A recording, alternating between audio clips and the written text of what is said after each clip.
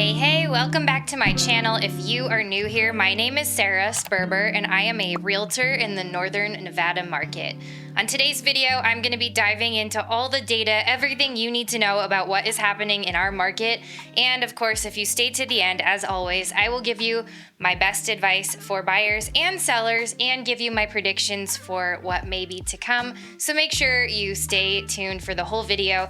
And of course, if you guys wouldn't mind, smash that like and that subscribe button. I put out new videos every week. When you guys tell me what you like, it really helps me know what kind of content I should keep creating for you. And without further ado, let's dive into some numbers. Okay, so these numbers are in arrears. These are based on the recap of the month of May. When I'm talking about these, keep in mind these figures are all for single family residential. Of course, if you were to look at condos, townhouses, manufactured homes, or commercial real estate, these numbers would not apply. They would be completely different most likely, but this is going to give you at least some kind of barometer and frame of reference for what is happening in our market. So the median sales price actually made a significant jump, and if you watched my last video, you'll know that I actually predicted this. I love when I'm right. But the sales price did climb significantly by about 7%, landing at $615,000. We've been kind of dancing around that 600,000 mark. We finally crossed the threshold, and here we are landing at 615,000. This doesn't surprise me. Obviously, in the warmer months in spring and into summer, we do see a lot more market activity, but we also see a lot more buyers typically coming out of the woodworks, which makes for a more competitive market, which then drives price tags up, which is good news for sellers. But we will talk lots about both the buyer and seller side of all of this, so stay with me. Number of closed sales also drastically increased by 19.6%. You guys, that's a really steep increase for market activity. Number of closed sales came in at 293, so that's quite a lot, especially when you take into account mortgage interest rates, which although they've been turbulent and kind of up and down, they're still a lot higher than I think any of us would have predicted or would like to be seeing at this time. I believe we were all kind of conned and lied to in the beginning of the year when we were told that there would be all these rate cuts and things were going to cool off, and honestly, that's kind of the opposite of what happened. But you know, you just never know. I'm not a psychic. I don't have a crystal ball. I kind of just relay what I hear as far as what's coming from the higher up. But we did, despite all of that, see a lot of market activity for the month of May. This next number is interesting because it does appear as if it is a drastic change at 57.1% increase.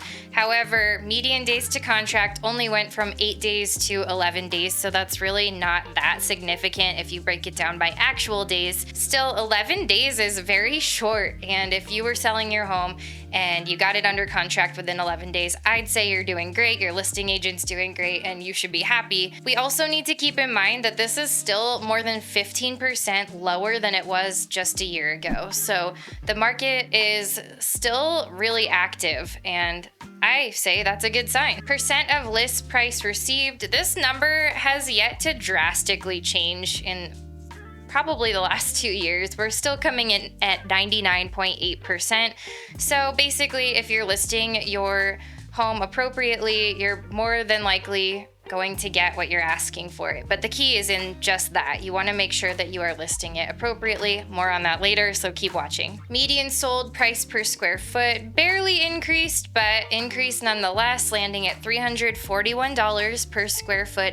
This is 3% higher than it was a month ago and just over 7% higher than it was a year ago. So you know, it's like what they say, it's not timing the market, it's time in the market. Despite all the craziness, all the mortgage rates, all the headlines and the sky is falling, all of that, like we still see that real estate, the value overall continues to climb. So if you bought a year ago, 2 years ago, 5 years ago, 10 years ago, like you're sitting on a lot of equity. So overall, it remains a stable and worthy investment. It's no surprise that number of new listings increased. This is very typical of this time of year. It rose by 3.1%, landing at 364 new listings for the month of May. Good job, market. And that pairs well with the next metric, which is active inventory, also up month over month by 5.5%, coming in at 424. So number of new listings, 364.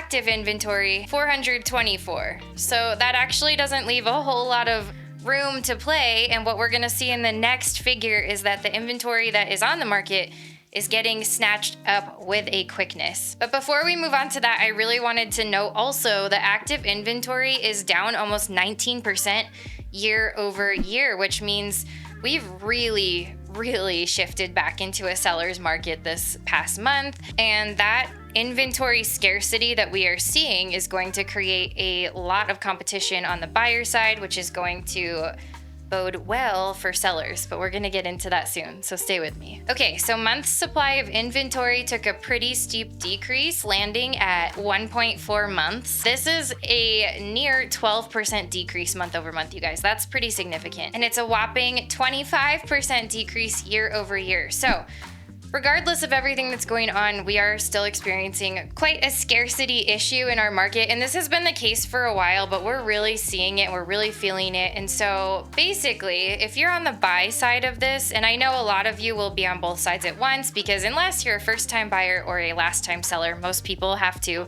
sell and also buy. So pay attention to both here. But on the buy side, you want to keep in mind this is a pretty competitive market. Despite rates and all the crazy headlines and all the turbulence we've kind of seen in the past 6 months to a year, actually 2 years if you want to be real, there's not a lot of inventory available. Even though more inventory has come online, what is coming online is moving faster, which means you need to come in with a very competitive mindset. You need to make sure you have your finances in order. You need to make sure that you have your list of absolute deal breakers, but maybe keep in mind that you can be flexible. If you see a property that you like, you have almost no time to make a move in certain price ranges. Now, I'm not talking in the 700,000 and above. I'm talking about entry level, mid level. Those homes are moving extremely fast, and we are starting to see more traffic at showings. We are seeing multiple offers again. So you're going to want to make sure that you have your ducks in a row. On the seller side,